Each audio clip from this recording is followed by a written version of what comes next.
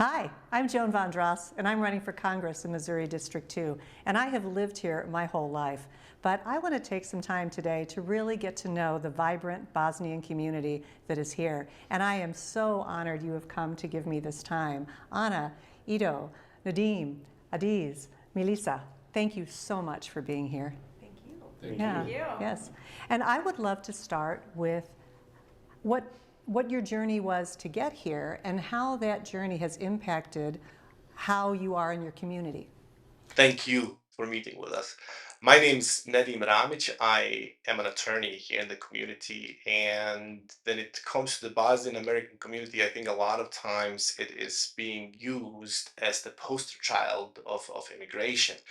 However, a lot of people don't know the background, where we came from, what happened. And I think the story is one of those from ashes to, I guess, how am I going to put it, success here in the United States. And obviously, a lot of people have heard about the Bosnian genocide and how we, ended up being forced out of our homes, being forced to flee our homes, and being here in the United States. And that leads me into saying how thankful the Bosnian American community is to the United States for allowing us this opportunity to be here and to achieve what we have achieved in the St. Louis area in Missouri and obviously across the United States, because the journey has not been easy. The start has not been easy, but I believe now that we have kind of established ourselves, we are looking forward to the next steps that the community can take. And once again, we are thankful for having somebody uh, come out and talk to us and get our side of the story and what we want and need. The journey itself, so personally myself, we ended up for a few years in Germany as refugees. And my little brother, well, he's 30 years old now. He was born in Germany and he was sick. He has epilepsy, Dravet syndrome, and all of those things. How we decided to come to the United States, all the doctors, all the equipment, everything around his care, well, guess what? Came from the United States. And at that time, when the war ended in Bosnia, the German government really wanted to send us back. They said, hey, listen, the war is over, go back. Unfortunately, we didn't have a home to go back to at that time. And there was a program under President Bill Clinton that says, hey, listen, we're going to take on some of those internally as well as externally displaced refugees from Bosnia to come to the United States. And that's how most of the Bosnian American community ended up here in St. Louis, right? And so in my case, when we were in Germany, my dad hired a lawyer to help us stay and not be deported while we were waiting on the process to come to the United States. And that took a couple of years. And so that shaped my view and my decision to become a lawyer personally, because I saw how they can help individuals, how they can help the community, and how they can change somebody's future in general. And that's how I ended up here at SLU Law and been helping the Bosnian American community in the legal field ever since '08, as a matter of fact. That is a wonderful story. And I think it's great that you're here helping defend people and protect people that need that. Thank you. Yeah. Thank you very Yeah. much. Edo, what's your story? My name is Edo Nalic. I have the story is always similar. Like born in Bosnia, I was a war refugee in Germany. We spent 7 years in Frankfurt am Main. We got deported in '99. At that time, we had a visa called Duldung, which means tolerance. And once that visa expired and the war was over, the German government pretty much said that we should repopulate, go back home. We did try to come to America, but for some reason we got denied at the interview. So we ended up going back to Bosnia. We could not go back to Zvornik, where I'm from. At that time, was Serb occupied, and it was that was fresh after the war, so there was still tensions, higher tensions than there now. So since my grandma is from Sarajevo, we moved to Sarajevo, and we have a lot of family there. So We settled there in '99. I went to high school in Sarajevo, and in 2004 I came to America. The economic outlook did not look good at that time in Bosnia. A lot of people tried to move somewhere else for the better of their future. So one day my uncle called my dad and said, "Hey, how about we try to get him over to America?" And I was 21. I was so excited because at that age you're so adventurous, right? And luckily it worked out. I got my visa, came to America. Um, I loved St. Louis from the start. It felt so welcoming, not just from the Bosnian community, but also American people in general are very curious and warm. That's my experience. In 2006, I met my wife, Lauren, and we married in 2007. And we opened a couple of restaurants. Very good restaurants.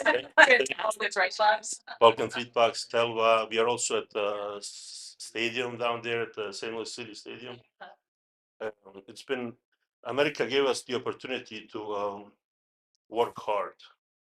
I love that it's merit based. At least it feels like it.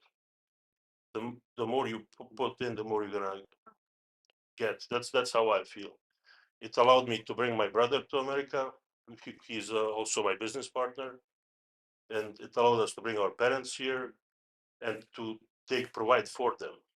So from what Lauren and I started as this beautiful like love story, I can say that it keeps giving to people that matter to us. So And the Bosnian community gives back to this community. it's not, I'm gonna say it not just because I'm Bosnian, but it's best people, warm, welcoming, trusting. Yeah, that's how I feel. Wow, I love to go to Webster Groves and eat at Balkan Treat Box, so what a treat it is. All right. Hi, I'm Anna Skokovic Cehic. I know Joan through motorcycle riding. We started riding motorcycles, big BMW GSs, about 2 years ago, and we became friends ever since. She asked me to help with branding and marketing and campaigning, so here I am. My story is a little different. I'm a little bit of a younger generation, so everything that happened to me was thanks to my parents. I was born in Sarajevo, and when the war started, we moved to Rome, Italy, because my mom played handball in Rome when she was in college. So we moved to Rome, which is very different from the rest of the population here. A lot of them grew up in Germany, or I was in Rome. And then we moved in St. Louis in 1997. My parents applied for an American citizenship, so I kind of automatically had one. So I was a little spoiled. We were in the war. I remember that my mom would tell me that when we were in the war, my mom would tell me that people were celebrating. When the bombs would go off, she would tell me that there's parties. It's a New Year's Eve party. It was always a New Year's Eve party, so I never really understood the struggle just because my mom protected me from everything. Jamal Bezjedic. I was born in Dubrovnik, Croatia. My mom is originally from Montenegro. My dad was from Bosnia, a city close to Dubrovnik, which is Trebinje. It's like 30 minutes from the border of Croatia and Bosnia border. So eventually, I mean, we came to the United States in 1997. Since the war in Croatia started in 1991. So because the war started early in Croatia, so we were stuck in Croatia's whole war in the city of Dubrovnik. And after the war finished, we went to Germany for 2 years because it was hard, to find a job, go to school, and all that in Croatia. The economy wasn't bad, and my dad's house in Trebinje was still under occupation of the Serbian forces, and it was destroyed. So we decided to go to Germany. We stayed 1 year in Germany, and then we came back to Croatia. And then my mom decided to just come to the United States because of the education. because it was very difficult at that time in Croatia if you were a Muslim to go in a higher education. So my mom technically, just pulled us and we came to the United States. I finished high school, went to Lindenwood University. My older brother went also, but he joined the military. He joined the Marine Corps, and he was in Iraq, veteran in Iraq War.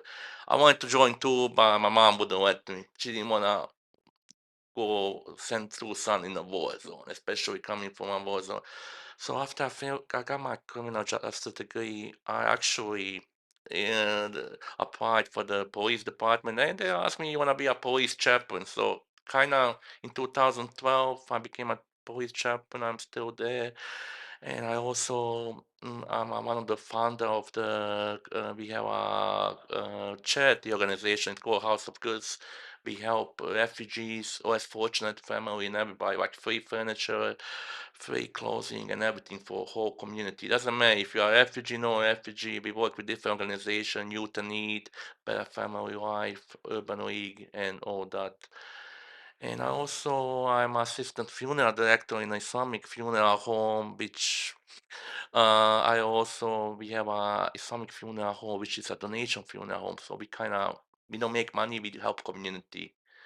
So that's kind of my story, and when people ask me, why are you Bosnian, Croatian? So I'm technically both, usually, because my dad is Bosnian, my mom is Montenegro. So I'm mixed, because I used to be a former Yugoslavia. It's just, but mostly I feel I'm Bosnian, because of my dad's sides and all that, But technically I love both countries, even United States. So uh, I worked almost 14 years in the police department in the city, so I see everything, So dealing with different community, different people, different tasks, and all that. Even with different politicians sometimes in the city hall now. So it's a long journey. So Well, I'm sure that you are so important to everyone integrating into this community. Thank goodness that you're doing the work you're doing.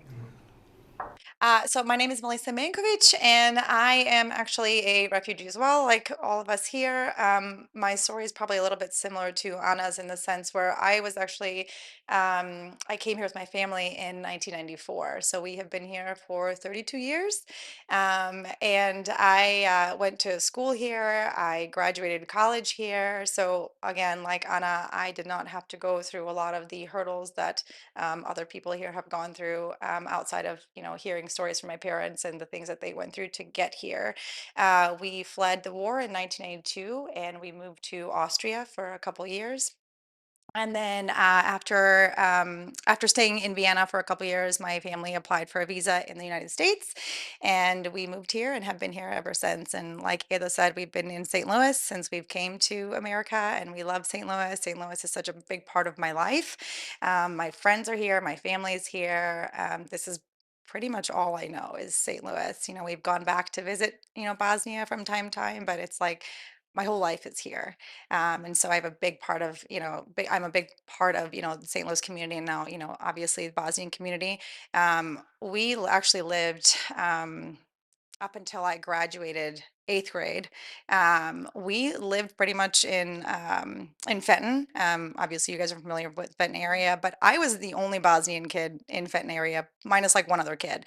So I didn't really even grow up around the Bosnian community, outside of our family and our friends. But like going to school, I was the only immigrant child.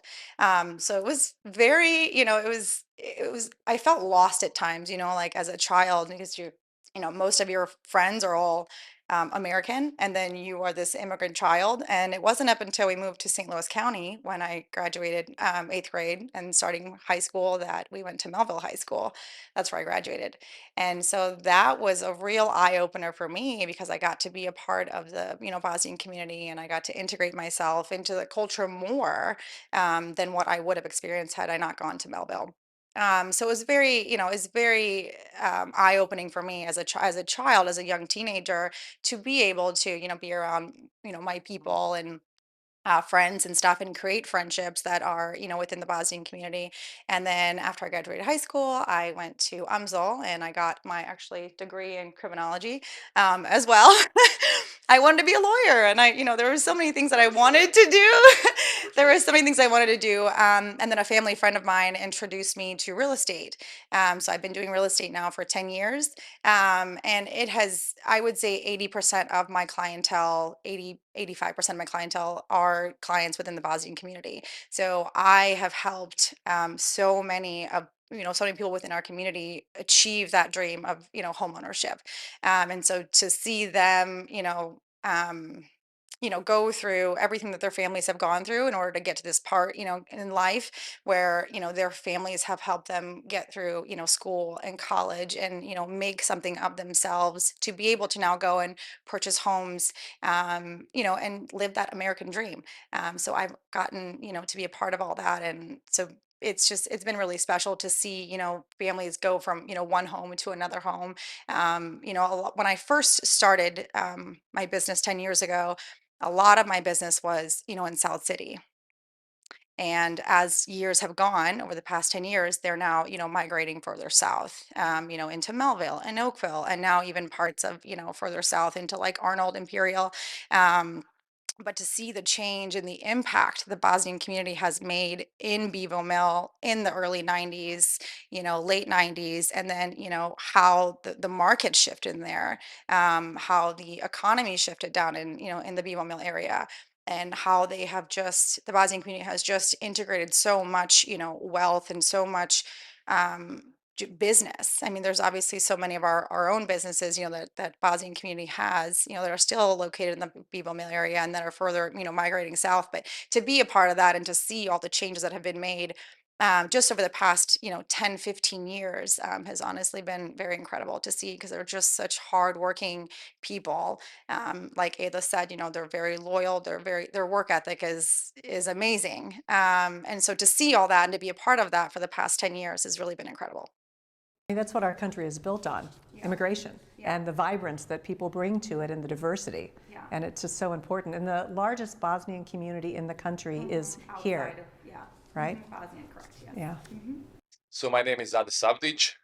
I'm chiropractor here in St. Louis, Missouri. Joanne, thank you very much for having us here today. My story is very similar, but also very different from everyone's. I was actually the only, maybe one here today that came here directly from Bosnia, actually. I didn't go to Germany. I was in Vienna a couple of weeks ago, and they have nothing on your Shabab. Yours are much better. But I came 2002 from directly from Bosnia, so the war was over in 1995, and my journey was a little bit different for that reason because I was finishing up high school in Bosnia before I came here. My parents were very hopeful that the situation will get better so that we won't have to leave. Unfortunately, economic status has not changed much, and even if you go to college and you graduate, employment rate was not very high. So this is we came with the last train, as they say. We came in April 2002. Program ended in June 2002. So I think there was one more flight after us, and obviously a little bit after that, but through different routes. I came to Louisiana first, lived down there for about 6 months. There was just only 3 or 4 other Bosnian families in the whole city, which was very hard for my parents. And through my cousin who lives here in St. Louis, we ended up moving to St. Louis in November of 2002. And I started in Louisiana with the intention to go into petroleum engineering. But moving to St. Louis, I realized that that's not as popular here. So I quickly changed my major a few times, actually. I changed to engineering science first, realized that's not really what I want to do. Went into pre-med and with intention to be a dentist. Went and shadowed the dentist and I said, I can't do this. My student advisor was an ER doc who worked in ER for many years and was teaching biology.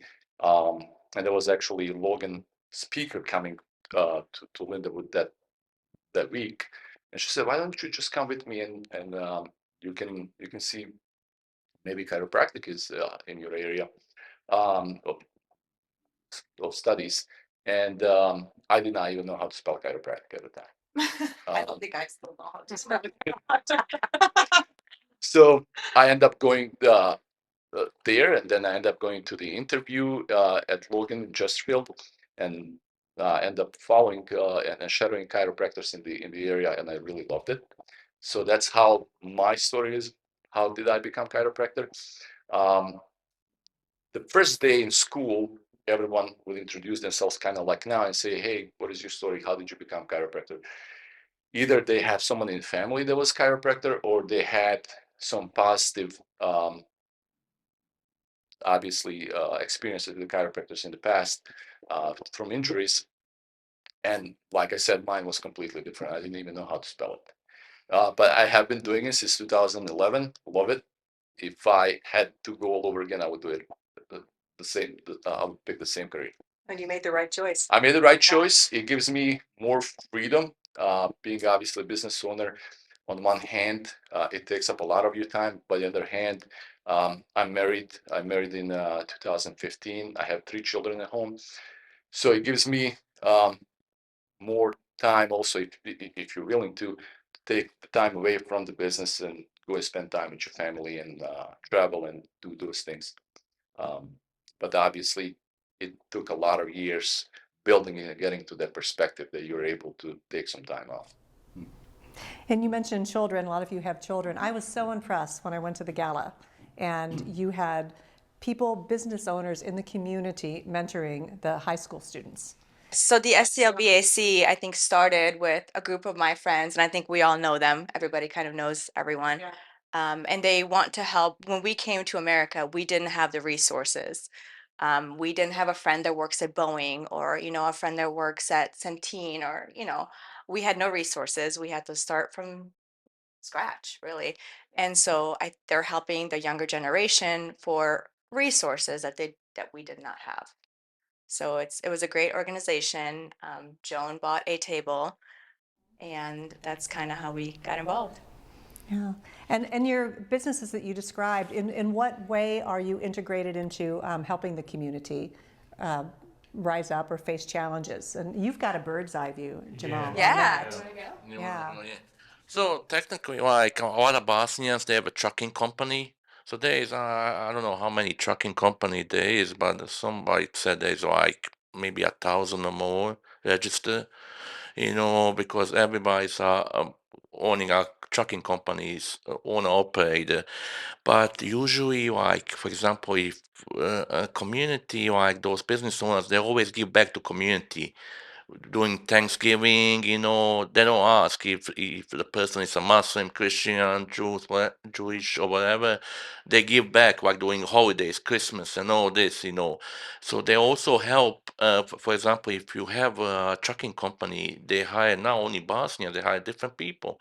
And a lot of people who are born in this country, like Americans, they're working for the Bosnian companies now and they love it. Like, back in the days, when a first Bosnian person opened a trucking company, you have 2, 3 drivers. Now you have people, they're hiring different nationalities and different resources and giving back to the community, also, especially helping the refugees, like I was telling one person, when it comes to giving, Bosnians have a huge heart. When it comes to I guess it's again, the Bosnian American community is a poster child of other successful immigrant communities that have come through the United States system.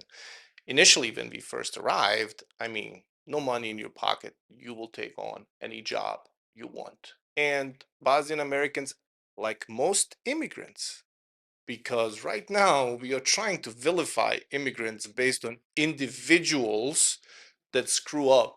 And we've had our individuals screw up. However, Bosnian Americans, like most immigrants, are hardworking and they want to make something out of themselves. They have fertile ground here in the United States, the best system in the world, if you ask me. And every country is beautiful in their own way, but if you put it all on together, the United States is still the most perfect system for people that want to achieve something. So when the Bosnians initially came, it was do any type of work you can to support the family. Once we get used to the system, once we learn the ins and outs of the system, people started opening up their own businesses. Trucking companies, construction companies, grocery stores, insurance agencies, law offices, dental offices, and so on and so forth. And that was the next step in the evolution. Now, what statistics and research has shown, immigrants coming to the United States are way more likely to start their own businesses. Now, what does that mean for the United States? It means creation of jobs. It means creation of wealth. It means creation of a better society. And that is the step that we are seeing right now, where Bosnian American businesses have got that financial standing, have got that business know-how to contribute more meaningfully to the country. And they are doing it. As Jamo has just mentioned, we are hiring folks in the community. We are giving jobs. We are paying taxes, right? Helping out. And what Anna was just talking about with the STL-BAC, Balkan American Connection, that's another next step that the community is taking, giving back to the next generation, showing them the way, showing them how to do it and how to improve. And that's going to open up doors for bigger things within the community so we can contribute even more to the country that has given us so much initially. So that's probably the best aspect of the business world now. Yeah, yeah, definitely. Does anyone have anything to add I'd to like that? to say something. I think the biggest impact is not seen here in St. Louis. It's seen in Bosnia per se. I just read an article somewhere that yearly there are about more than $3 billion get sent back home, and you support your family there. People build houses there. Some open businesses there. So there's a whole it's such an economic surplus because this country allows us to work so hard and make something of it that we can. I would love to see us channel that more into St. Louis to make St. Louis better for all of us. But as of now, I believe. I mean, how many Bosnians go every year on vacation? And I mean, people spend a lot of like the whole hospitality industry is dependent on not just from America but all over the world. Like it's a descent. And for those 3 months in summer, cities are vibrant and fun. And after that, like Sarajevo is still vibrant and fun, but most other cities they see a decline in spending and yeah. Well, I think that's great that there's still that connection. Oh, absolutely. Yeah. It's motherland. Yeah. You're always longing for. I mean, when Bosnia won against Italy, I cried. I refused to watch the game. I refused to watch it because I cannot. After we played France and we played 1-1. That was 13 years ago. I never watched the game. But this one, I was working at my restaurant and I looked at the phone and they won and I just bolted outside and didn't want to see my people see me cry. Yeah, it was emotional. It felt like a huge, like, we are here, like we belong. Yeah. Nadine, you talked about federal policy, coming over here, and some of you alluded to that too. So as you look at things then and now, what are federal policies that you think are helping the community and immigrants at large, and which are causing harm? United States these days, as a lot of people know, and I think a lot of immigrant communities feel that apprehension. In former Yugoslavia, Tito used a slogan that internal and external enemies never sleep. Now, what did that do? It created that internal fear sort of kind of like a unity and give the central government all this power to do whatever they want in the name of protecting its own citizens from those internal and external enemies, right? Right now, we have got some policies in the United States, like, hunting down illegal immigrants. Unfortunately, the reality on the streets is, how do you tell when somebody's illegal or legal, or, are you overstepping your boundaries as the government? Are you harming the United States citizens? I would like to think you are. And when you have policies in place like that, it prevents people that have considered coming to the United States even legally, think scientists, think doctors, think people that can help this society, to say, hey, listen, why should I go to the United States that used to be this shining beacon on the hill, right? Right. Why not just go to Norway or, Finland or those places, or maybe even China, right? And contribute to their society, right? And as we have just recently discussed, immigration is what's making this country great. Why? Right. Because they create all of these things like jobs, innovation, and moving us forward. And I think that's what we want to be. Unfortunately, right now, a lot of people feel that the policies coming from the top are just not very immigrant friendly, and therefore maybe these immigrants are not going to come to the United States. And so I don't think the Bosnian American community is the only one that feels that way. I think a lot of immigrant communities across the United States feel that. And what we have seen with previous immigrant waves is that the United States system itself creates that opportunity for people to succeed that have the drive. And if we take that away with limiting them with these policies, I don't feel that's good for the country as a whole. You may call it whatever you want, protecting citizens from these internal and external aliens. Um, so I think that needs to change, and I think we need to go back to our, give me you're tired, you're poor, Right. And the great Colossus. Yes. and I think that's been kind of lost in recent times. Yeah, and it concerns me as well. When I taught in Clayton, I taught at the most diverse school, international school in the state. And we had well over 65 flags up and down, the corridor representing different countries. And we had a Taste of the World event, and we had just everyone was integrated into that community, and it was just beautiful and an exciting place to be, and innovative. And to see that fear for people coming over, and especially in that area, like you said, with doctors and would WashU and SLU, and it's having a huge impact on those universities as well.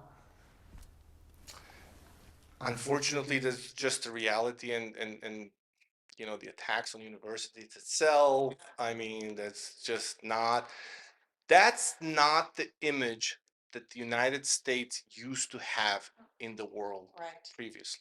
We are just getting further and further away from that. I think that needs to change course, and I think we need to project to our allies, to the world, yes, we are still the greatest country. Yes, we are still the most welcoming country. And yes, we are still the country with the greatest opportunities for people that want to come here and work hard for it. So, And you mentioned policies from the Clinton administration. So we've had good policy before. yes. Yes. And that kind of leads me, and I know I'm taking up a lot of this time here, right?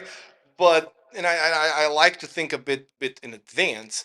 And the reality right now is the natality question. How is the population in St. Louis really growing? How is the population in Missouri in the United States really growing? It's not by new kids being born. Right. It's through immigrants coming to the United States. And if you look across the world, example would be Japan. Japan is in trouble right now because their natality rate is so low. They don't have enough people to fill the jobs. So what do they need to do? What has the United States been doing so well forever is immigrants. So if we stop being that immigrant friendly country in 20, 30 years, we're going to start falling behind. Natality rate, the highest one is in Africa right now, right? So if you want people to fill the jobs that we're going to have, because we are going to get older, somebody's going to have to take care of us once we get older. And I don't see that being, a 65-year-old. So we're going to need that young blood, right? Immigration is the answer to that question. And I think that the policies need to be geared towards that long-term threat of having qualified immigration come into the United States and help us in the long run to remain the greatest one in the world. Right, because if these policies continue, we will be in a state of decline, and our economy is slowing down as a consequence of these policies. Yeah, anyone else have a? Just to piggyback on Nadim here, I firsthand have experience right now with clients. Obviously, being in real estate, I have a client right now.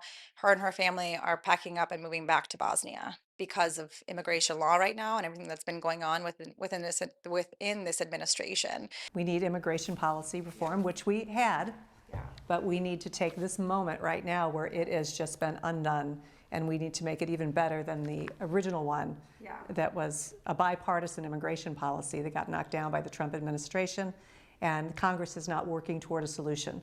And we've got to have a solution for this. This cannot continue. How does this benefit anybody? I just don't It understand. doesn't. Othering and destroying the system that built this country, it doesn't benefit anyone. It's what put this country ahead of everybody else. Right. It was the economic engine. Yeah. It's it is frightening, mind-boggling. It feels like you're falling back, not even taking steps back. Just like what is the and what if we're just 1 year in? Like, wow.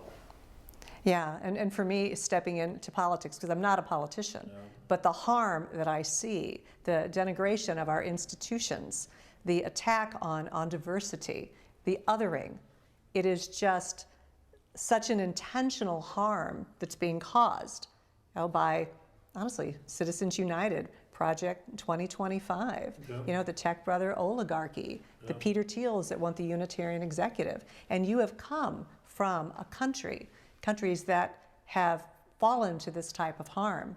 And that's why I'm running. I mean, I just see the harm here. It's here now. And I'm the daughter of, I have two dads, adopted, my biological, and both were, pilots in the war. One was Canadian, the other American. And, I'm the daughter of two people from the greatest generation. And I feel like right now, we need to be the next greatest generation, all of us, and really pull together because the harm's here. Go ahead. There was this perception for forever, America being this land of law. Yes. It's and it's for everybody. Like nobody is above the law, and it's clearly not like that. And how can we, as citizens, not just Bosnians, but what can we do to? People tell me like you have to vote within your district, like as not just look at the every 4-year elections, but be active in your community. Right, from the board elections, from the school board elections, all the way up to the top. And I taught the Constitution and those founding documents, and the House of Representatives, it's the people's house. And it isn't the people's house anymore. Citizens United has corrupted it so much that there are people in Congress that don't even come back and speak to their constituents. Ann Wagner has not had one town hall. And it is the role of the representative to protect the people and listen to the people in one's own community. And I feel also to bring policy back to the community and present it in a way that we're accurately informed and have input into it. And we've got to get the big money out of politics. And the only way we're going to do that is to elect people into Congress that are going to step up and not be affected by it. And people say to me, oh, well, how do we not, you're not going to be the same as everybody else. Well, I've already had my career. This is my duty. I have granddaughters, I have daughter-in-laws, my sons, and people that I love in the community that I just can't see this fall. So I'm going to stand on that hill. 30,000 colonists died to get this document, this precious nation born. And that was a big number back then, right? The least thing that I can do is just try to get into this and fix it. And I'm part of a group of over 100 Democrats that are running, and it's bringing balance and accountability back to Congress. We want to get rid of Citizens United. We want to have Congress people cannot trade stocks. I mean, they're just enriching themselves, right? And then there's the whole lobbyist thing where they leave Congress and immediately become lobbyists and work on K Street, and that's corrupting this as well. So we need to have a moratorium. It is. We need to bring in ranked choice voting. One of you were talking earlier that with the Bosnian community, we don't say, well, you're not Bosnian, we're not going to help you. Well, the house is on fire. We don't say, are you a Democrat or Republican? You can't throw the bucket of water on the house. We're on fire right now. And we need to come together across that. It is country over party right now. It needs a hard reset, you're right. A hard reset. Yeah. And we have a choice right now, I feel. We can be a phoenix rising out of this. We can transform this. And people say, well, why don't you run in 2028? I don't know if I'll be able to run in 2028. I'm that concerned for the structure of this democracy. So we all just have to really activate and ripple out, as you're saying the Bosnian community has done within the whole St. Louis region. We need to do that politically. Or I really fear that we are going to lose our democracy. And you know more than I do the consequences of us losing our rights. Yeah. You asked what we could do. What we can do is vote, right? We came here. We are now citizens. It is our right to vote. We pay our taxes and we need to vote. That is what we can do. We vote. Yeah.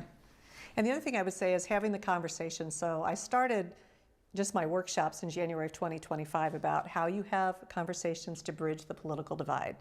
And I haven't been doing those as much as I'm running. I'm doing more policy, but I still have done those workshops when churches and other communities have asked me to come in and have that.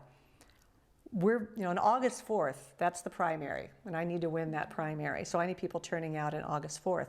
But in the meantime, the important thing is that we start having those political conversations and not be afraid of it. This country was founded on political discourse and the free exchange of ideas. And instead, it has become toxic. And young people have grown up in a dysfunctional democracy, and they're tuning out. I talked to a 24-year-old girl at one of our policy matters. You were there. And she said, she's 24. She said, my generation is becoming radicalized or they're becoming nihilist and tuning out. So we've got to get to those young people as well and bring them in because it's their future. So vote. Yeah. Vote like your life. Yeah. Well, I want to thank you. Yeah. Guys, any final thoughts? And I want to be hopeful with this because I would not be doing this if I didn't feel there was hope. So what does hope look like for you as we finalize this discussion? Ado? Ado, what does hope look like? What does hope look like to us is as a normal human beings, all you want is that, safety, your liberty, your pursuit of happiness, right? Is that kind of what the Constitution says? But then the question becomes, well, what does that really entail? Well, we want to be able to feel safe going out into our communities. And my hope is that my kids will be able to live that, Phoenix rising greatest generation of the United States, the golden, we'll call it the diamond generation because we already passed the golden generation, right?